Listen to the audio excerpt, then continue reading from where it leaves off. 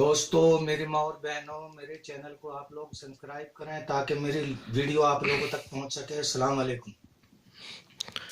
سیرت طیبہ محمد صلی اللہ علیہ وسلم کے ذکر و اذکار اور ان کے واقعات، ان کی حقیقت آپ لوگوں تک پہنچانا چاہ رہا ہوں۔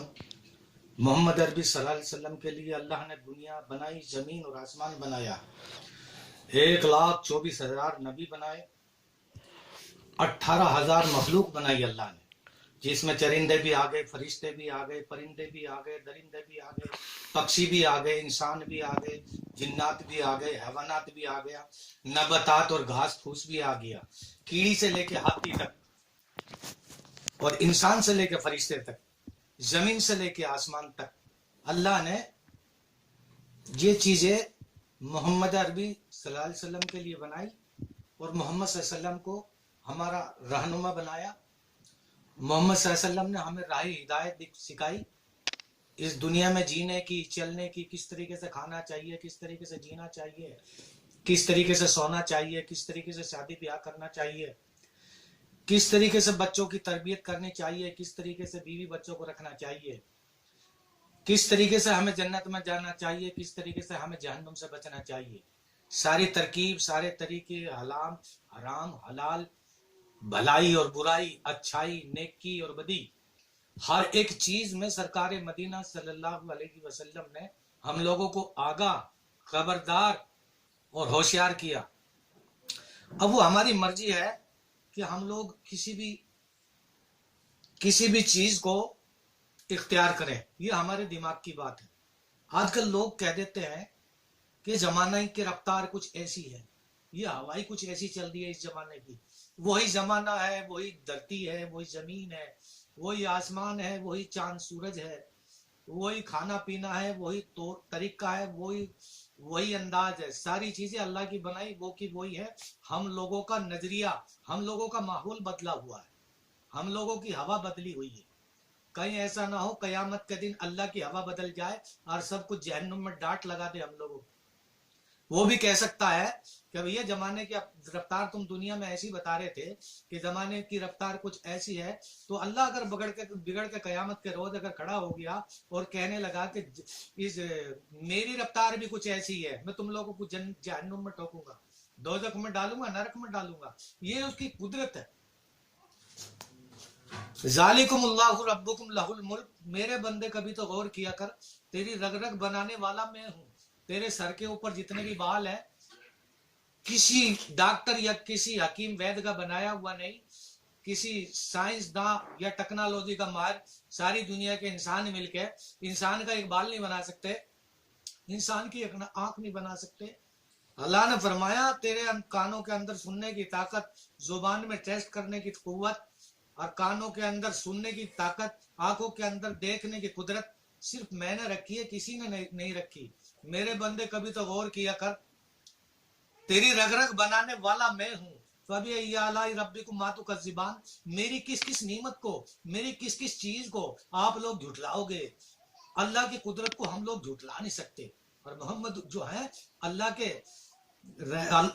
کی ہر بات کو ہم لوگوں تک پھیلانے والے ہیں۔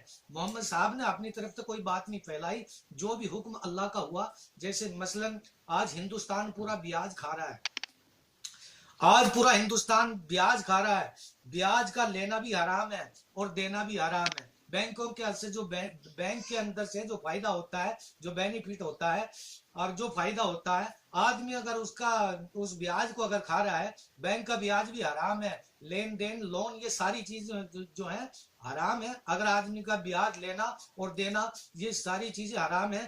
اللہ کے نبی پاک پیغمبر نے بتایا، محمد صلی اللہ علیہ وسلم نے، کہ یہ چیزیں حرام ہے، اور اللہ کے نبی صلی اللہ علیہ وسلم نے یہ چیزیں اپنی طرف سے نہیں بنائی۔ اور حرام بھی کتنا سخت ہے، اگر کسی آدمی نے 35 پیسے بیاج کے کھائے، اگر 25 پیسے بیاج کے کھائے، جو آج کل چلتے بھی نہیں، 8 آنی بھی بند ہو گئی، اور 25 پیسے چونی بھی بند ہو گئی، یہ بننی ہمارے ہندوستان میں چونی، 8 ان چیزوں کو بند کر دیا گیا، لیکن اللہ کے نظام میں اور محمد رسول اللہ صلی اللہ علیہ وسلم کے نظام میں کوئی فرق نہیں پڑا۔ اللہ کے نبی صلی اللہ علیہ وسلم کا دین نہیں بدلا, قرآن کا کوئی بھی چیز آج تک بدلی نہیں, اور قیامت تک کوئی مائکا لال اس کو بدل نہیں سکتا. لوگ آئیں گے, مرتے رہیں گے, کٹتے رہیں گے, عمل کرتے رہیں گے, اس پہ چلتے رہیں گے. اپنی 60-70 سالہ زندگی کو کوئی برائی سے گزار لے گا, کوئی اچھائی سے گزار لے گا. ومن شاء فلیؤمن ومن شاء فلیکفر, سارے کے سارے کافر ہو جاؤ, اللہ کے یہاں کوئی گھاٹا نہیں ہوتا. اور فلیؤمن, سارے کے سارے آدمی مسلمان ہو جائے, اللہ کے یہاں کوئی فائدہ نہیں ہوتا. اللہ کی ذات جو ہے گھاٹے سے اور نفع سے پاک ہے, وہ بری ہے.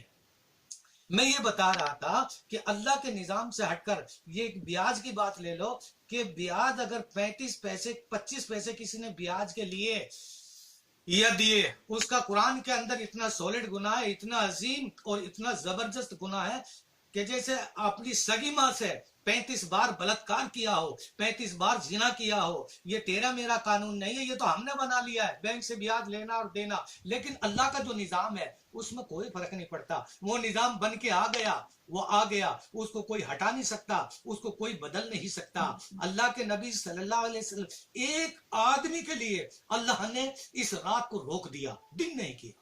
جیسے بلال کالا تھا, حضرت بلال رضی اللہ تعالیٰ عنہ کالے تھے, شکل کے کالے تھے, زبان توتلی تھی, لیکن اللہ کو توتلی زبان پسند تھی. اللہ کو کس آدمی کی کیا ادا پسند آ جائے, اس کی قدرت کا اندازہ آج تک کسی سائنس نے یا وگیان نے یا کسی آدمی نے اللہ کا نہ تو فوٹو کھینچ کے دکھایا ہے, نہ اس کا کوئی نقشہ کھینچ کے دکھایا ہے. اللہ کی قدرت تو ایک نرالی ہے, عجیب ہے, عجیب و غریب ہے, جس کو ہمارا یہ چھوٹا سا دماغ سمجھ نہیں سکتا.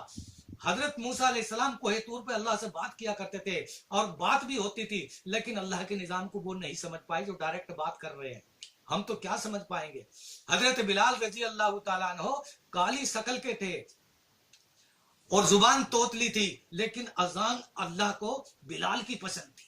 مکے والوں کو اور لوگوں کو بلال کی توتلی آواز پسند نہ آئی, اور محمد عربی صلی اللہ علیہ وسلم سے یہ شکایت کیا کہ فجر کی اذان جو صبح میں 4 بجے ہوتی ہے, 4:30 بجے, کہ اذان کسی اور آدمی سے دلوانا, کیونکہ ان کی آواز اچھی نہیں لگتی. سرکار مدینہ صلی اللہ علیہ وسلم نے رات کو بلال کو بلایا اور کہا کہ بلال ادھر آؤ.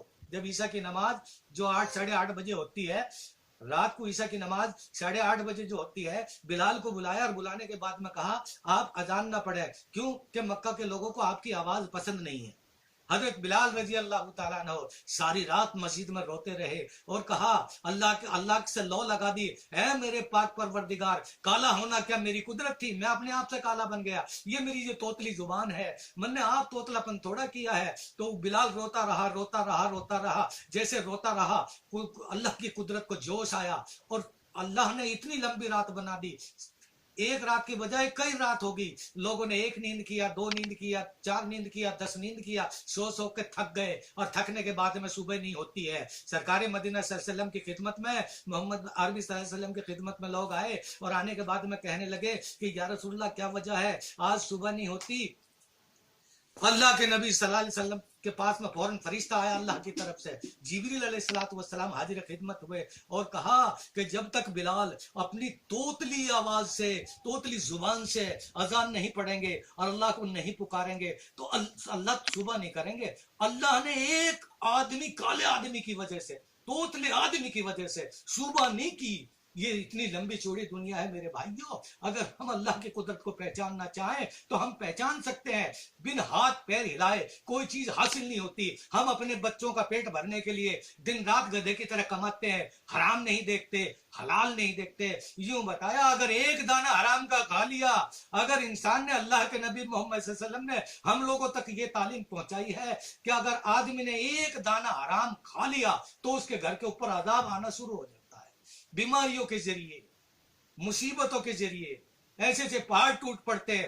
حرام کی چیز کبھی چلتی نہیں. بتایا ظلم کی ٹہنی کبھی پھلتی نہیں, اور ناؤ کاغذ کی صدا چلتی نہیں. اللہ کے نبی صلی اللہ علیہ وسلم کے لیے ایسے ایسے واقعات فرمائے. اللہ کے نبی صلی اللہ علیہ وسلم اپنے چچا ابو طالب کے پاس بیمار ہے, پریشان ہے, موت کا وقت ہے, کفر کی حالت میں ہے.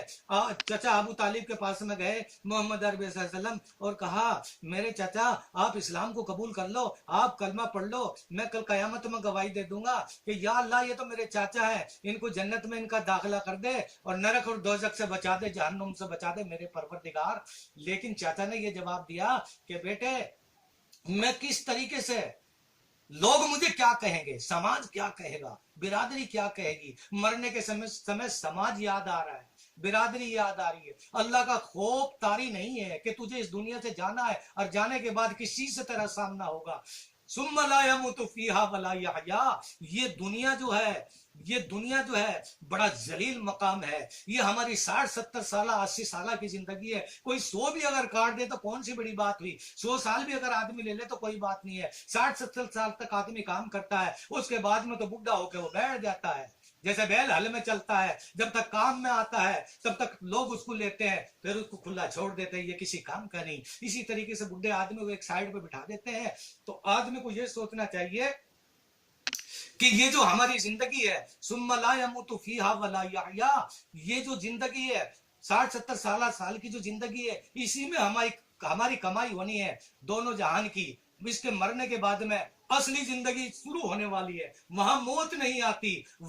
ثم لا يموت فيها ولا يحيا، وہاں زندہ رہنا ہے، تڑپتے رہنا ہے. جہنم کی آگ اتنی زبردست ہے، بتایا گیا ہے، لکھا ہے قرآن میں کہ اس کو 3000 سال تک جلایا گیا تو 1000 سال میں آگ لال ہوئی، اور پھر دوبارہ 1000 سال جلایا تو سفید ہوئی، پھر 1000 سال اس کو جلایا گیا تو آگ کالی ہوئی.